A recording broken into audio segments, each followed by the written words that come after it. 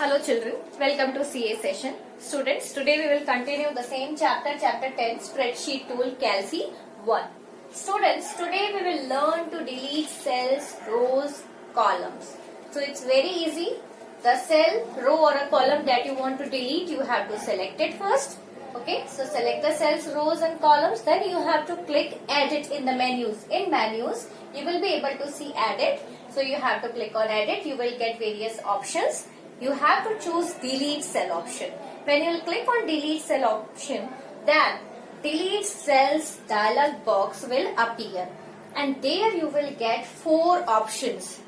Okay, so first two options are to delete cells, means shift cells up.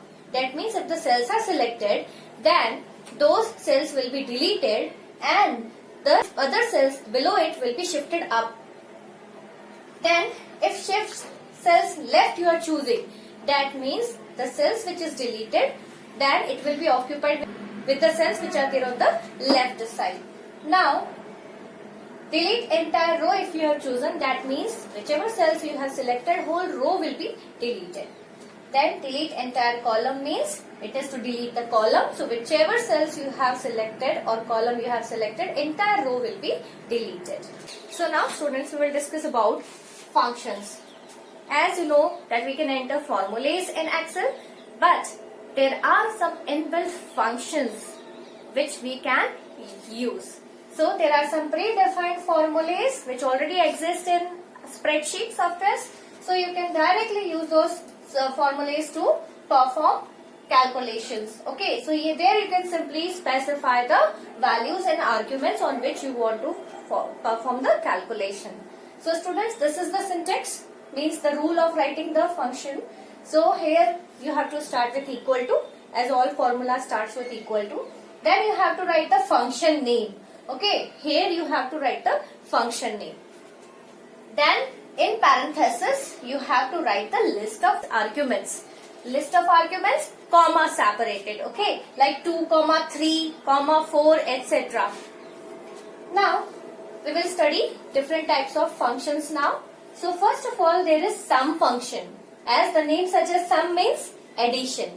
So this function allows you to add all the numbers in the range. So whatever values we will provide here in the parenthesis, those values means if we have provided the range, then the values in the range will be added. So let's see some examples. First of all, equals to sum 3, 2. Okay, 2 parameters are there, means 2 arguments are there. These 2 comma separated values are arguments, or we can also call it parameters.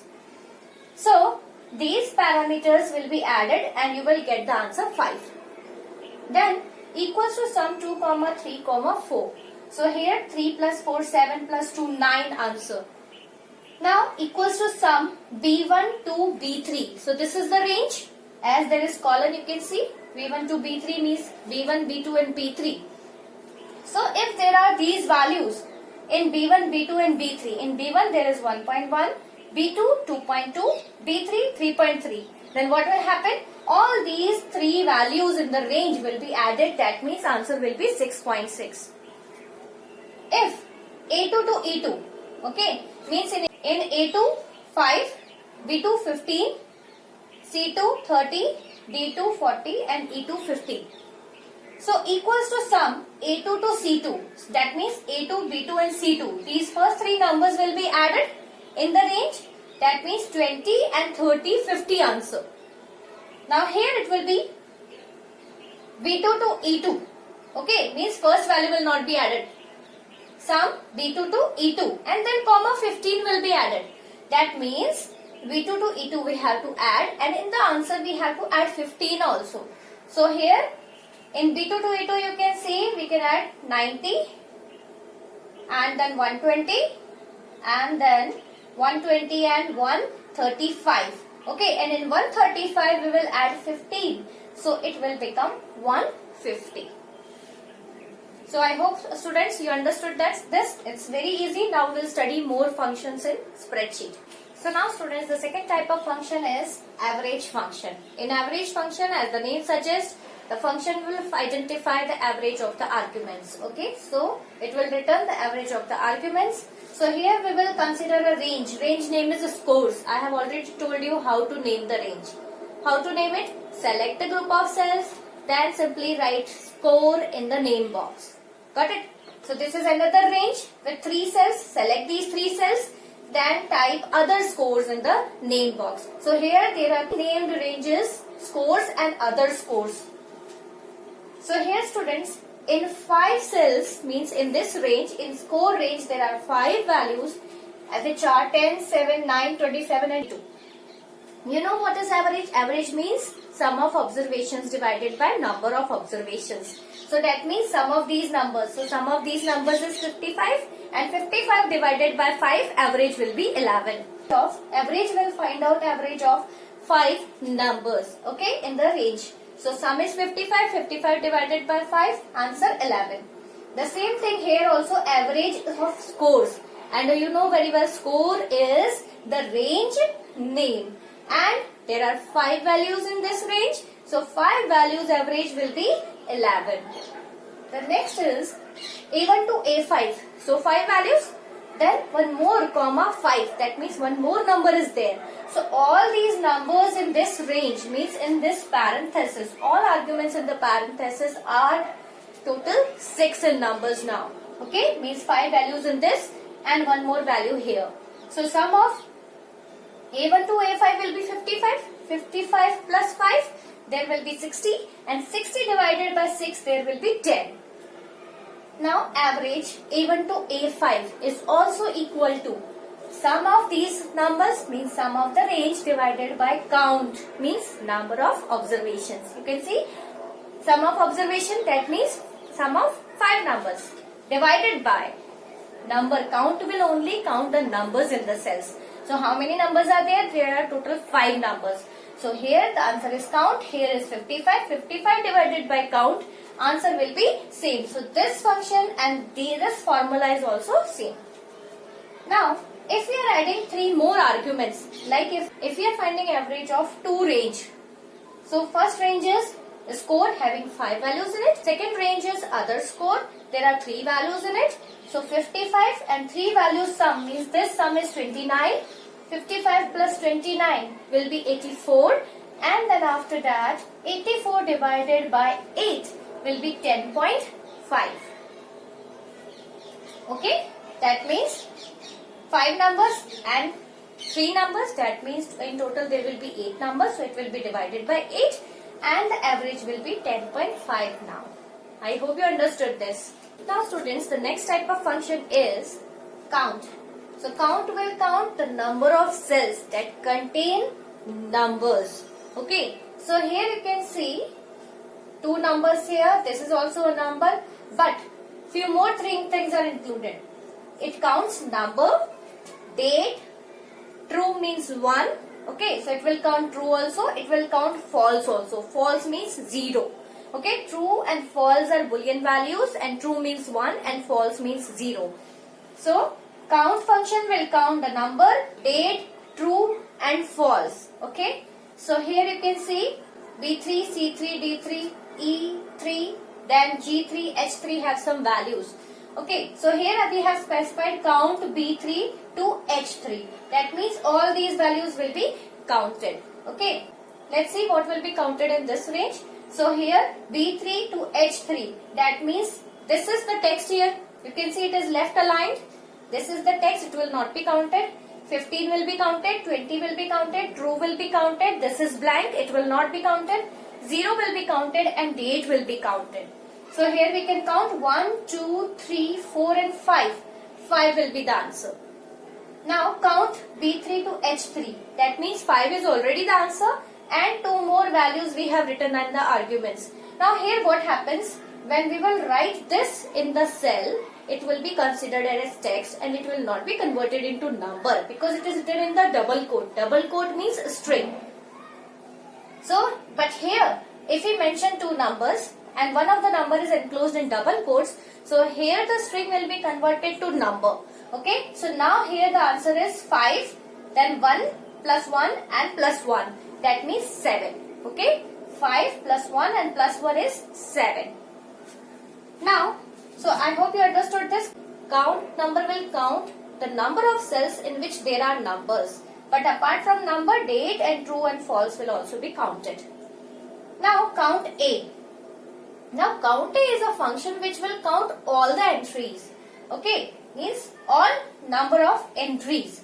That means whether it is text, true or false, or numbers or dates, whatever it is, if there is something written in it, it will be counted. That means B3 to H3 means 1, 2, 3, 4, 5 and 6. 6 is the answer. Then count A, B3 to H3 already know 6 is the answer, and 2 more entries will be counted, that means 8 which is the answer. Okay, 6 plus 1 plus 1, 8. Now students, we will discuss max function.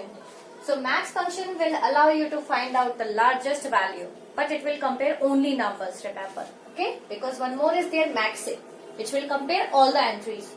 So here max function will compare all the numbers and will find out the largest number. So it's simple, A1 to A5 there are 5 numbers. So max A1 to A5 will be 27. You can see largest is 27 in the series. Now max A1 to A5, that means here largest is 27 and 27 will be compared to 30. So 30 is the largest number, so 30 will be the answer. Now max A. Max A function will return the largest value including the text and logical values. Got it? So here the text value is always 0. Okay. Now max A. So 2, 6, 4. Maximum is 6. Now max A, B1 to B3. Now here the values in B1 is -1, B2 -2 and B3 is apple. So apple is a text and text is always 0. So you know very well -1, -2 and 0. If you will compare, then 0 is the largest value. Negative values are smaller than 0. So here it will return 0. Now max A 0, true. As I already told you, true means 1. So here from 0 and 1, 1 is the largest and 1 is the answer. So now students, min function. Min function, as the name suggests, it will find the minimum value, smallest value from numbers only. Okay, so A1 to A5 there are 5 numbers. The smallest value out of 5 number is 2, you can see. Now max A1 to A5, smallest is 2 and 2 is compared with 0. 0 is the smallest, so smallest 0 is the answer. Now min A. So min A will return the smallest value including the text and logical values also. Text you know very well 0, logical values true is 1 and false is 0. So that will also be compared and minimum value will be taken out. Now here students, one last function is there and that is if function. So if means condition will be tested. Okay. So this is the test condition here, then comma, this is the first value, comma, this is second value. Okay. Here in this you can see test condition and the first value. Here there is only test condition, first and second value is not there. Here test condition is there, first value and then second value. Test condition, comma, first value, comma, second value. So here students, if the condition is true, then the function will return first value, or if the condition is false, then function will return second value. So here if A1 is greater than 50, so A1 value is not specified. Okay, so if the value is greater than 50, then answer 100 will be there. Okay, means it will return, the function will return value 100. But if this condition is false, then the function will return too small. Now if 1 is greater than 2, you know very well 1 is not greater than 2. Then what will happen? This is true condition and false condition is not there. So what will happen? If 1 is greater than 2 is false, then simply function will not return any value. Okay, because false condition means second value is not there. This is true value. The second value is not written, so it will be omitted. Now if 2 is greater than 1, you know very well the condition is true and true statement is not written, so it will be omitted. Now if 1 is equal to 2, you know very well it is false. Okay, so what is the false condition? See, this is first value for the true and this is second value for false. So 1 is equal to 2 is false. So what will be printed? Square root of 4 will be printed. That means 2 will be printed. So one more function is introduced. You can see SQRT. Means this function will find out the square root of the number. Now if 1 is less than 2, you know very well it is true condition. So what will happen? 1 divided by 0 will be returned by function. But you know very well 1 divided by 0 is not possible. So the error will be, this is the error text which will be printed in the cell. So students, this chapter is over. I will be uploading question and answers. Please do it in your notebook. Thank you. Have a nice day.